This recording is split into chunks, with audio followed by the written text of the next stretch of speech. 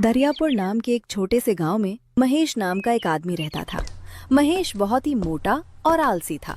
पूरे गांव में उसकी आलसी आदतों की चर्चा होती रहती थी। जब सुबह गांव के लोग खेतों में काम करने निकल जाते, तब महेश अपने बिस्तर पर आराम से सोया रहता।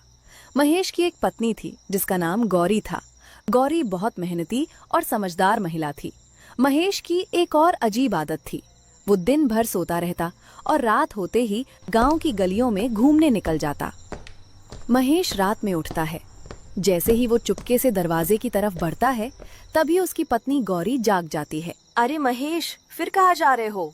दिन भर तो ऐसे सोते हो जैसे कोई कुंभकर्ण का छोटा भाई हो, और रात होते ही उल्लू की तरह बाहर निकल जाते हो। तुम्हें कोई काम धंधा नहीं है क्या? अरे चुप भी कर। तेरी वजह से मेरा 2 किलो वजन कम हो गया है। दिन रात बस कान खाती रहती है। 2 किलो वजन कम हुआ है? तुम्हारा पेट देखकर तो लगता है कि पूरा राशन का गोदाम अंदर छुपा रखा है। देख गौरी, ज्यादा मजाक मत कर। मुझे रात में घूमने में मजा आता है। सारी दुनिया सोती है और मैं खुली हवा में घूमता हूँ। घूमते नहीं हो, खाने की तलाश में भटकते हो। रात को कहीं भी खाने की खुशबू आ जाए तो कुत्ते की तरह उसके पीछे चल पड़ते हो। अरे खाना इंसान की जरूरत है, मैं कोई चोरी तो नहीं करता। जरूरत है, लेकिन तुम जरूरत से 10 गुना ज्यादा खाते हो। बस कर अब। अगर तूने और सुनाया ना तो मैं घर छोड़ दूंगा। इतना कहकर महेश गुस्से में घर से निकल जाता है। गांव के बाहर एक चाय की दुकान पर अर्जुन, गोपाल और कृष्णा बैठे चाय पी रहे होते हैं। अरे देखो देखो, मोटा महेश आ गया। लगता है आज फिर घर में डांट खाकर आया है। तुम लोगों को कोई और काम नहीं है क्या? मुझे देखते ही मजाक शुरू कर देते हो। अरे भाई, हम तो ड्राइवर लोग हैं, रात में काम करते हैं इसलिए जागते हैं। लेकिन तू क्यों जागता है? मेरी मर्जी। मैं क्या तेरे बाप का खाना खा रहा हूँ? नहीं, लेकिन पूरे गांव का खाना जरूर खा जाते हो। सभी जोर जोर से हंसने लगते हैं। महेश, तेरे पेट को देखकर लगता है जैसे अंदर जुड़वा बच्चे पल रहे हों। बहुत मजाक उड़ाओ। एक दिन मैं इतना बड़ा आदमी बनूंगा कि तुम सब देखते रह जाओगे। पहले 4 कदम दौड़ कर दिखा दे, फिर बड़ा आदमी बनना। चाय वाला भी हंसते लगता है। भाइयों, मजाक अपनी जगह, लेकिन एक बात बताओ, रात में खाने के लिए कुछ अच्छा क्यों नहीं मिलता? ये बात तो सही है। रात में सिर्फ चाय, बिस्किट और सूखे नमकीन मिलते हैं। अगर इस समय गर्मा गर्म बिरयानी मिल जाए तो मजा आ जाए। और साथ में चिकन करी, तंदूरी रोटी और चिकन लॉलीपॉप। भाई मत बोल, भूख और बढ़ रही है। सच कहूं तो मेरा भी यही सपना है। अभी अगर कोई मुझे एक बड़ी प्लेट बिरयानी दे दे तो मैं पूरी साफ कर दूं। तू तो 3 प्लेट साफ कर देगा। तभी महेश कुछ देर सोचने लगता। अरे, ये तो बहुत बढ़िया मौका है। पूरे गांव में रात को खाने की कोई व्यवस्था नहीं है। ड्राइवर, चौकीदार, मजदूर सब रात में भूखे रहते हैं। अगर मैं रात का ढाबा खोल दूं तो? वैसे भी मैं पूरी रात जागता हूं। अगर रात में ढाबा खोलूं और लोगों को गर्मा गर्म बिरयानी, चिकन करी, अंडा करी, तंदूरी रोटी और चाय खिलाऊं तो खूब कमाई होगी। भाइयों, अगर रात में कोई ढाबा खुले और वहां सस्ता और स्वादिष्ट खाना मिले तो तुम लोग आओगे? अरे रोज आएंगे। अगर खाना अच्छा हुआ तो अपने ड्राइवर दोस्तों को भी लाएंगे। सभी हंसते हैं, लेकिन महेश की आंखों में पहली बार कुछ बड़ा करने का सपना दिखाई दे रहा था। महेश तेजी से घर पहुंचा। गौरी अभी भी नाराज होकर बैठी हुई थी। गौरी, आज मुझे एक बहुत बड़ा आइडिया आया है। अब क्या हुआ? कहीं फिर से रात भर घूमने का नया बहाना तो नहीं मिल गया? नहीं, इस बार सच में काम की बात है। मैं अपना रात का ढाबा खोलना चाहता हूँ। गौरी कुछ पल के लिए चुप हो गई। उसे विश्वास ही नहीं हुआ कि महेश काम करने की बात कर रहा है। क्या कहा? ढाबा? महेश, पहली बार तुम्हारे मुंह से खाने के अलावा कोई अच्छी बात निकली है। मैं मजाक नहीं कर रहा। रात में ड्राइवर, चौकीदार और मजदूर लोगों को खाने की बहुत परेशानी होती है। अगर मैं उन्हें अच्छा खाना खिलाऊं तो हमारा काम चल सकता है। देखो महेश, हमारे पास ज्यादा पैसे नहीं हैं। मैंने थोड़े बहुत पैसे बचा कर रखे हैं। अगर तुम सच में मेहनत करना चाहते हो तो मैं तुम्हारी मदद करूंगी। सच कह रही हो? हाँ, लेकिन एक बात याद रखना, खाना बेचने के लिए बनाना है, खुद खाने के लिए नहीं। अगर तुमने आधा खाना खुद ही खा लिया तो ढाबा खुलने से पहले बंद हो जाएगा। अरे नहीं, अब मैं बिजनेसमैन बनूंगा। अगले ही रात महेश ने गांव के बाहर सड़क किनारे अपना छोटा सा ढाबा खोल लिया। उसने एक बड़ा बोर्ड लगवाया। उसने biryani, mutton curry, chicken curry, दाल, रोटी और चाय सब तैयार कर ली। रात के 9 बज गए, फिर 10 बज गए, फिर 11 बज गए, लेकिन ढाबे पर एक भी ग्राहक नहीं आया। महेश बार बार सड़क की तरफ देखता और फिर खाली कुर्सियों को। अरे बाप रे, लगता है मैंने फालतू में ही ढाबा खोल लिया। इतनी मेहनत से खाना बनाया और कोई आया ही नहीं। थोड़ी देर बाद उसके पेट से आवाज आने लगी। खाना तो बहुत खुशबूदार लग रहा है, कहीं खराब हो गया तो नुकसान हो जाएगा। चलो थोड़ा सा चक्कर देख लेता हूँ। उसने एक प्लेट बिरयानी निकाली, फिर दूसरी, फिर तीसरी। उसके बाद मटन करी भी खा गया। वाह, क्या स्वाद है। मुझे यकीन नहीं हो रहा कि ये खाना मैंने बनाया है। मेरे हाथ में तो जादू है। तभी दूर से गोपाल आता दिखाई दिया। अरे ओ मोटे, सच में ढाबा खोल लिया तूने? हाँ भाई, लेकिन अभी तक एक भी ग्राहक नहीं आया। चिंता मत कर, हम लोग हैं ना। वैसे खाना कैसा बना है? इतना बढ़िया बना है कि मैं खुद 3 प्लेट बिरयानी खा चुका हूँ। इसमें कौन सी बड़ी बात है? तू तो पूरा ढाबा खा जाए तब भी तेरे पेट में जगह बची रहेगी। चल मेरे लिए एक प्लेट लगा, देखते हैं तेरे हाथ में कितना दम है। महेश ने तुरंत गर्मा गर्म बिरयानी और मटन करी परोस दी। गोपाल ने पहला निवाला खाया, फिर दूसरा, फिर तीसरा। कुछ ही मिनटों में पूरी प्लेट साफ हो गई। अरे वाह महेश, ये तो कमाल हो गया। क्यों, इतना भी अच्छा नहीं बना क्या? अच्छा? अरे पागल, ये तो शहर के बड़े बड़े होटलों से भी बढ़िया है। सच बोल रहा है? मैं झूठ क्यों बोलूंगा? मुझे तो यकीन ही नहीं हो रहा कि तू जैसा आलसी और मोटा आदमी इतना स्वादिष्ट खाना बना सकता है। अगर ऐसा खाना रोज बनाएगा तो जरूर बनेगा। कुछ ही देर में अर्जुन, कृष्णा और कई ड्राइवर ढाबे पर पहुंच गए। सबने खाना खाया और सबकी एक ही राय थी, महेश का खाना कमाल का है।